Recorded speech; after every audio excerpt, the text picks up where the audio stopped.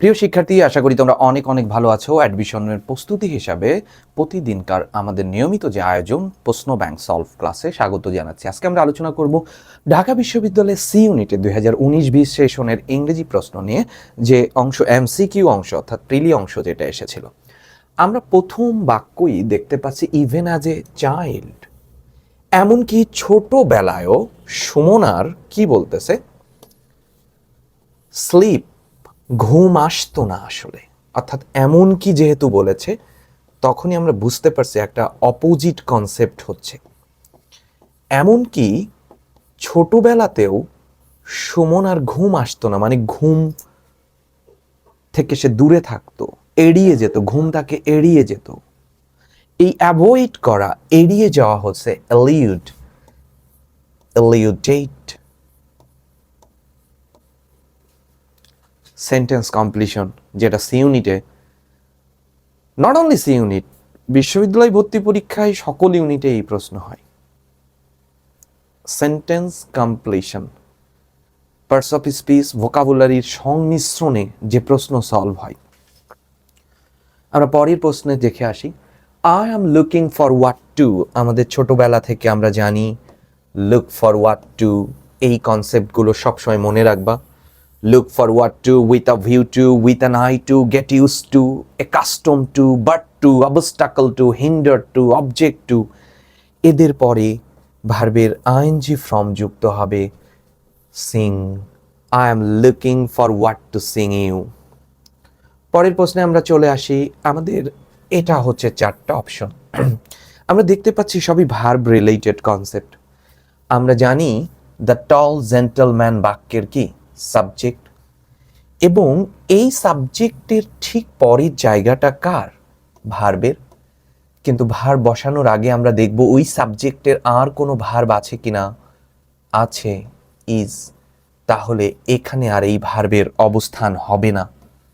এবার আমরা জানি এই অংশটুকুকে বলা হয় সাবজেক্ট, আর এই ভার্ব থেকে বাকি অংশকে আমরা বলবো প্রেডিকেট। উদ্দেশ্য আর বিধেয়, এই সাবজেক্ট আর প্রেডিকেটের মধ্যবর্তী জায়গা অ্যাডজেক্টিভের। অ্যাডজেক্টিভ দেখতে দুই ধরনের, ভার্বের আইএনজি ফর্ম এবং ভার্বের থার্ড ফর্ম। অ্যাক্টিভ হলে ভার্বের আইএনজি, প্যাসিভ হলে ভার্বের থার্ড। ওল্ড ম্যান কি বা জেন্টলম্যান কি দাঁড়িয়ে থাকতে পারে? অবশ্যই পারে। তাহলে স্ট্যান্ডিং, এখানে ব্যাখ্যা দেয়া হয়েছে, এদেরকে আমরা রিডিউস অফ অ্যাডজেক্টিভ ক্লজ বলতে পারি। আর এই কনসেপ্ট আমাদের এইচএসসিতে প্রচুর আসে। আমরা জানি সাবজেক্টের পরে ভার্ব বসবে, আমরা বসাতেও যাব, কিন্তু একবার অন্তত আমাকে জাজ করে যেতে হবে ওই সাবজেক্টের এই বসাতে যাচ্ছি যে ভার্ব, ওই ভার্বটি ছাড়া আর কোনো বাক্যে ভার্ব আছে কিনা। যদি থাকে তাহলেও, এখানেই যদি হু ইজ স্ট্যান্ডিং ভার্ব থাকতো, তাহলে আমি রিলেটিভ ক্লজ নিয়ে উত্তর করতাম, যেটা অ্যাডজেক্টিভ ক্লজের ব্যবহার।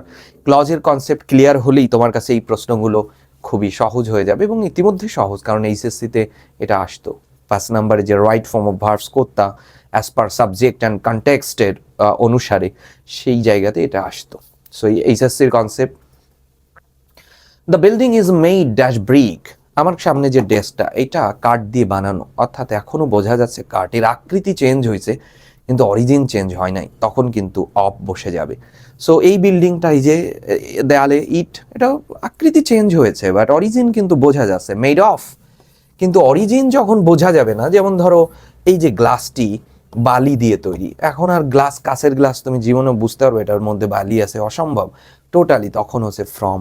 হ্যাঁ, এই যে পেপার, যে পেপারে লিখতেছো, ওই পেপার কিসের, গোলপাতা দিয়ে তৈরি না, আখের ছোবড়া না, বাঁশের ছোবড়া না, সুন্দরী কাঠ, কি দিয়ে তৈরি তুমি জানোই না। তোমার টোটাল অরিজিনটাই বিলুপ্ত হয়ে গেছে, একদমই বোঝার কোনো উপায় নাই, তখন ফ্রম।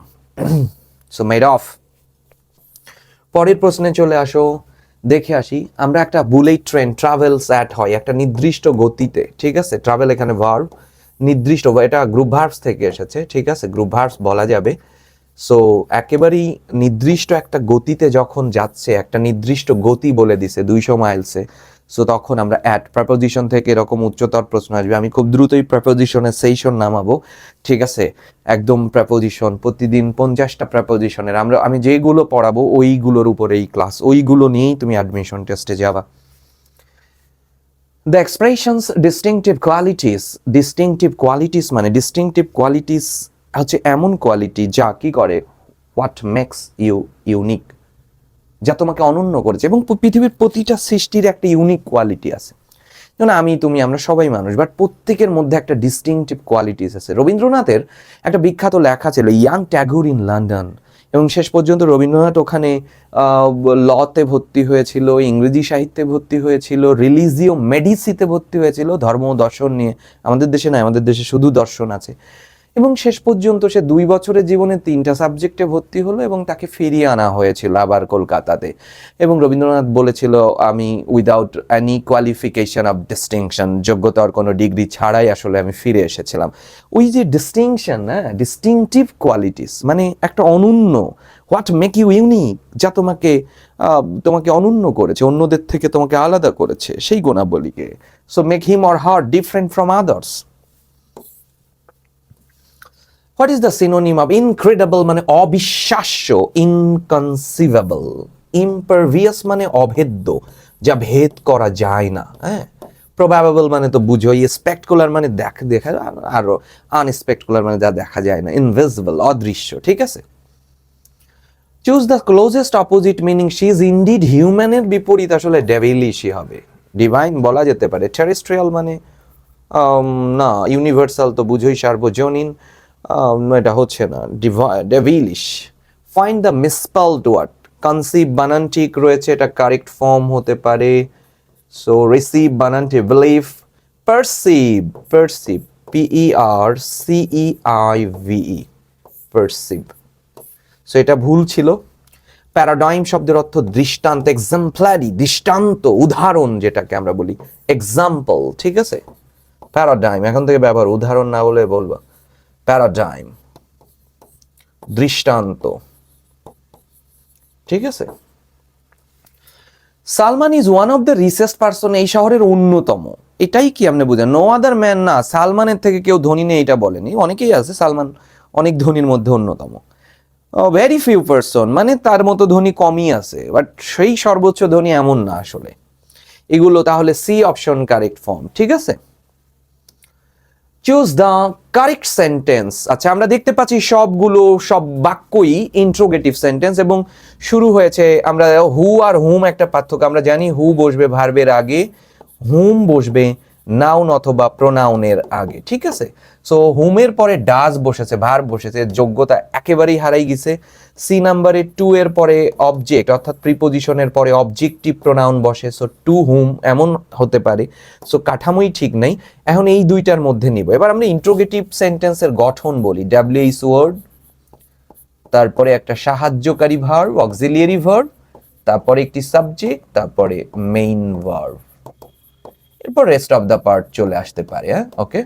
তাহলে WH ওয়ার্ড, হু, তারপর অক্সিলিয়ারি ভার্ব, কিন্তু বিলংস তো মেইন ভার্ব, তাই হয় নাই, ডি অপশন কারেক্ট। দেখো WH ওয়ার্ড হু, ডাজ হচ্ছে অক্সিলিয়ারি ভার্ব, দ্য বুক হচ্ছে সাবজেক্ট, বিলং টু হচ্ছে, সো বিলংস কেন হয়নি, ডাজের কারণে, ঠিক আছে।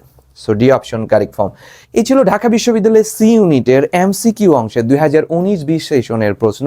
কোন কোন জোন থেকে প্রশ্ন বেশি বেশি পড়তে হবে বুঝতেই পারতেছো, ভোকাবুলারি, ক্লজ ফ্রেজের কনসেপ্টগুলো থেকে, রিডাকশন থেকে আমরা দেখতে পাচ্ছি প্রশ্ন ধরে ধরে এইভাবে আইডেন্টিফাই করতে হবে আমার পড়ার জোন কি।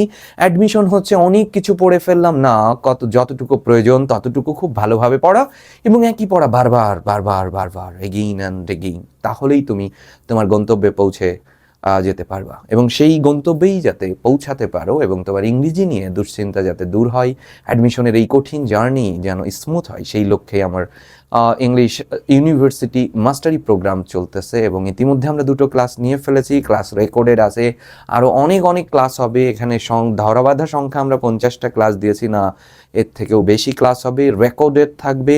মূল লেকচারগুলো টেক্সট বইয়ের উপর রেকর্ডেড ক্লাস থাকবে, টেক্সট বইয়ের উপরে ডিরেক্ট ক্লাস, লাইভ ক্লাস থাকবে, নানা সমারোহ তৈরি করা হয়েছে শুধুমাত্র সকল বিশ্ববিদ্যালয়ের ইংরেজির প্রস্তুতিটা যেন ভালো হয়। ইংরেজি হচ্ছে একটা দুর্দিনে, যারা সায়েন্সেও রয়েছে এদেরও মানে দুর্দিনে কাজে লাগবে আসলে, এটা একটা দুর্দিনের সাবজেক্ট।